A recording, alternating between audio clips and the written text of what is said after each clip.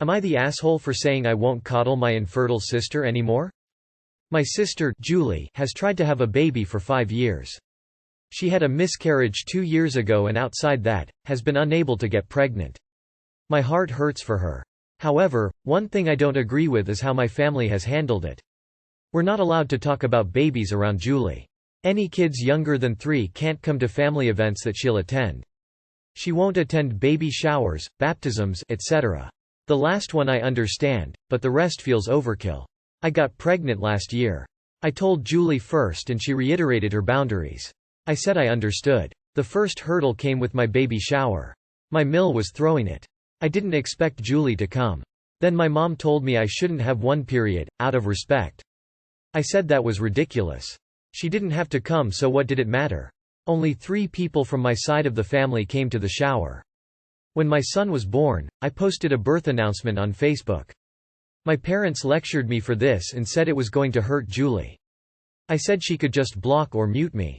They said I should make the effort. Julie echoed that if I cared, I'd stop. I ended up blocking her just to save drama. My aunt's 70th birthday party is next week.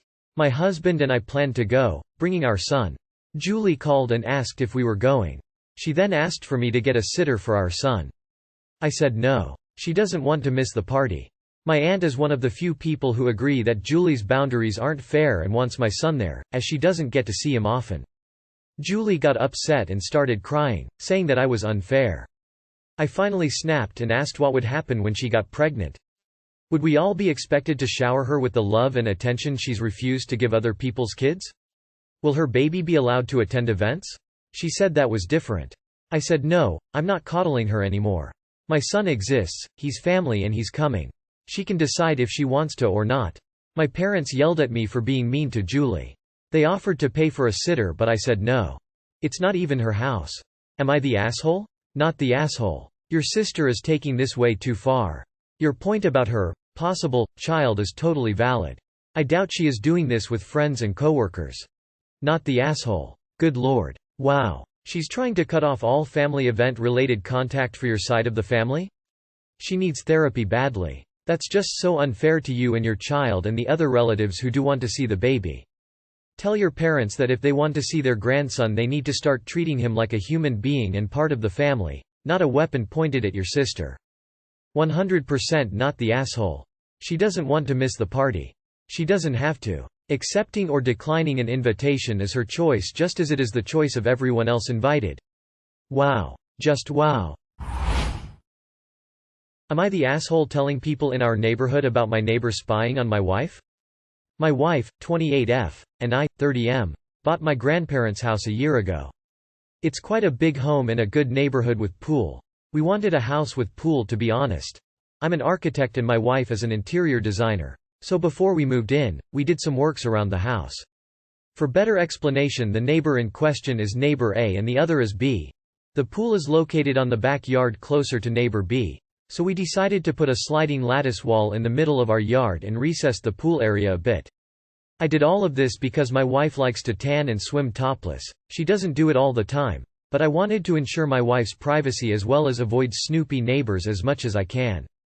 A few days ago, we were chillin' at the pool after a long day of work, watching TV and drinking when my wife took her top off. No biggie. I won't say I didn't touch her, but we didn't really do anything explicit and she barely left the water. We remained there for a while and then we went to sleep. One of the neighbors told us that this was a family neighborhood, and that we will do better if we keep that in mind because neighbor A said that she saw us at night. Odd, because she had to stand at the very end of her property, and because of her height, get in something. We shut our mouth, but 5 days ago when I came home from work my wife was out having a discussion with our neighbors.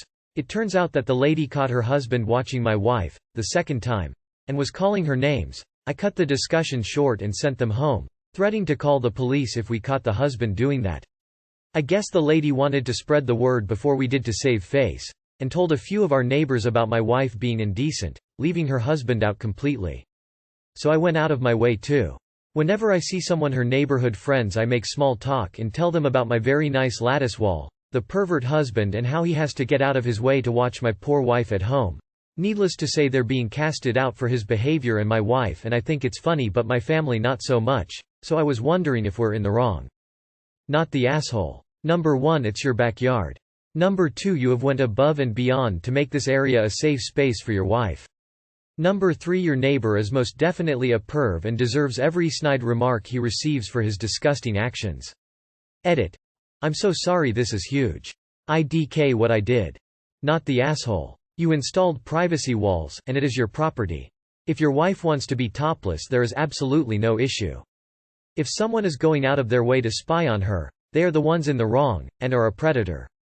It's good you're telling your neighbors, as they'd probably like to know they have a pervert living by them. Am I the asshole for telling people to stop congratulating me for losing weight? I have recently lost a lot of weight. I've been fat since childhood. Growing up fat was hard. You're the brunt of jokes, mean and snide comments. Any little pain you have at the doctor's must be because of your weight. You're not allowed to complain about being too hot in the summer. Your food choices are scrutinized to death. Eat a salad, well done. It's so healthy. Good on you for trying to lose weight. Eat a burger? That's why you're fat. You should try swapping the bun for lettuce. You should swap your fries for a salad. Are you sure you don't want something else? Christ on a bike, it was exhausting. I got to a point in my 20s where I decided I didn't care anymore. I was fat and that was that. I stopped efforts for intentional weight loss and started moving my body because I enjoyed it and it alleviated my depressive episodes. I also went vegan for Lent 3 years ago and never stopped after the 40 days. I've subsequently lost a lot of weight. I have weighed myself in about 5 years, but I've lost a lot of weight. Went from size 18/20 to 10/12. I'm ambivalent about the weight loss, angry about the treatment of it. People are nicer to me. Like they'll greet me where they didn't before. I walk into a store and the staff comes to offer me help. My Instagram likes have never been higher. Men hit on me and point out other aspects of my personality other than being funny. Nobody seems to care what I eat anymore, they even encourage me to get dessert now. People treat me with basic human decency because my body is smaller than it used to be and it fucking infuriates me. I've changed in no way. I'm the same person I've always been, but the way I move in the world has improved because my body is smaller.